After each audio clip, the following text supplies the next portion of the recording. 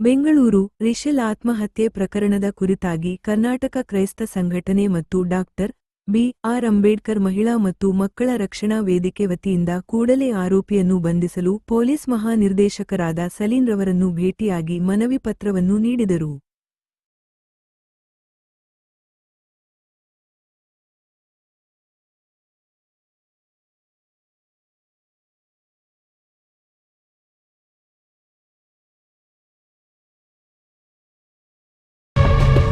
ಸ್ನೇಹಿತರೆ ನಮಸ್ತೆ, ನಾನು ನಿಮ್ಮ ಸೋದರ ಸ್ಟ್ಯಾನಿ ಪಿಂಟೋ. ಇನ್ನೊಂದು ವಿಶೇಷವಾದ ವಿಡಿಯೋ.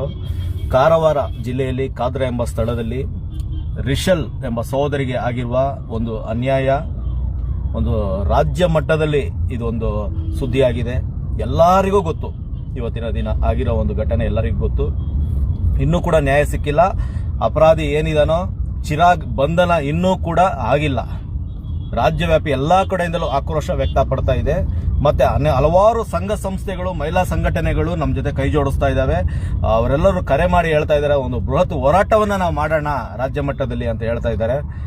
ನಾವು ಇನ್ನೂ ಕೂಡ ಕರೆ ಕೊಟ್ಟಿಲ್ಲ, ಅತಿ ಶೀಘ್ರದಲ್ಲೇ ಕರೆ ಕೊಡ್ತೀವಿ ಅಂತ ಹೇಳಿದೀವಿ. ಇನ್ನೂ ಕೂಡ ಇದ್ರ ಕುರಿತಾಗಿ ನಾವು ಕರೆ ಕೊಟ್ಟಿಲ್ಲ. ಮುಖ್ಯವಾಗಿ ಈ ಒಂದು ವಿಷಯದಲ್ಲಿ ಈ ದಿನ ನಾವು ಡಿಜಿಪಿ ಸಲೀಂ ಸರ್ ಅವ್ರನ್ನ, ಪೊಲೀಸ್ ಮಹಾನಿರ್ದೇಶಕರಾಗಿರುವ ಸಲೀಂ ಸರ್ ಅವ್ರನ್ನ ಭೇಟಿಯಾಗಿದ್ವು. ಇವತ್ತು ಡೈರೆಕ್ಟ್ ಆಗಿ ಭೇಟಿಯಾಗಿ ಅವರಿಗೂ ಕೂಡ ಇವತ್ತು ಲೆಟ್ರು, ನಾವು ಪತ್ರವನ್ನ ಅವರಿಗೆ ಮನವಿಯನ್ನ ನಾವು ಕೊಟ್ವು.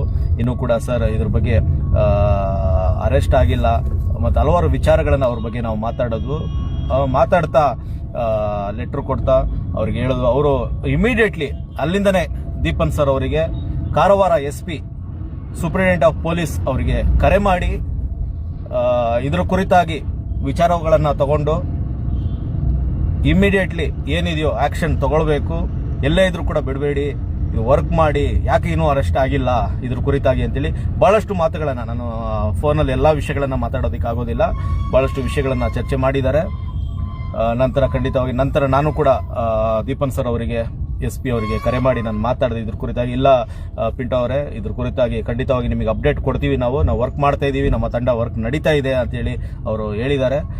ಖಂಡಿತವಾಗಿ ನಂಬಿಕೆ ಇದೆ, ಸರ್ಕಾರದ ಮಟ್ಟದಲ್ಲಿ ನಮಗೆ ನಂಬಿಕೆ ಇದೆ, ಪೊಲೀಸ್ ಇಲಾಖೆ ಮೇಲೆ ನಂಬಿಕೆ ಇದೆ. ಖಂಡಿತವಾಗಿ ಕಾರ್ಯ ನಡೆಯುತ್ತೆ. ಆ ಒಂದು ರಿಷಲ್ ಸಹೋದರಿಗೆ ನ್ಯಾಯವನ್ನು ಕೊಡ್ತೀರಾ ಅನ್ನೋ ಭರವಸೆ, ನಂಬಿಕೆ ನಮ್ಮಲ್ಲಿ ಇದೆ. ಬಹಳ ಸಂತೋಷ. ಎರಡು ಸಂಘಟನೆಯಿಂದ ಇವತ್ತು ಲೆಟರ್ನ ಕೊಟ್ವು. ಒಂದು ಕರ್ನಾಟಕ ಕ್ರೈಸ್ತ ಸಂಘಟನೆಯಿಂದ ಒಂದು ಲೆಟರ್ನ ಕೊಟ್ವು. ಇನ್ನೊಂದು ಅಂಬೇಡ್ಕರ್ ಮಹಿಳಾ ಮತ್ತು ಮಕ್ಕಳ ರಕ್ಷಣಾ ವೇದಿಕೆ ರಾಷ್ಟ್ರೀಯ ಅಧ್ಯಕ್ಷರಾಗಿರುವ ಗೀತಾರವರ ನೇತೃತ್ವದಲ್ಲಿ ನಾವು ಲೆಟರ್ ಕೊಟ್ವು. ಅವರು ಕೂಡ ನಮ್ಮ ಜೊತೆಗೆ ಇದ್ದಾರೆ. ಇವತ್ತು ನಾವು ಈ ಒಂದು ಕಾರ್ಯವನ್ನು ನಾವು ಮಾಡಿದ್ದೀವಿ. ಮಾತ್ರವಲ್ಲ, ಇವತ್ತು ನಾವು ಹೋಮ್ ಮಿನಿಸ್ಟರ್ನ ಭೇಟಿಯಾಗಬೇಕಾಗಿತ್ತು. ಸ್ವಲ್ಪ ಟೈಮಿಂಗ್ಸ್ ಇದಾಗಿ ನಾವು ಅವ್ರನ್ನ ಭೇಟಿಯಾಗಕ್ಕಾಗಿಲ್ಲ. ನಾಳೆ ಮತ್ತೆ ಅವ್ರನ್ನ ನಾವು ಭೇಟಿ ಆಗ್ತಾ ಇದೀವಿ. ಹೋಮ್ ಮಿನಿಸ್ಟರ್ ಅವ್ರನ್ನ, ಗೃಹ ಸಚಿವರನ್ನ ಭೇಟಿಯಾಗಿ ನಾವು ಮನವಿ ಪತ್ರವನ್ನು ಕೊಡ್ತಾ ಇದ್ದೀವಿ.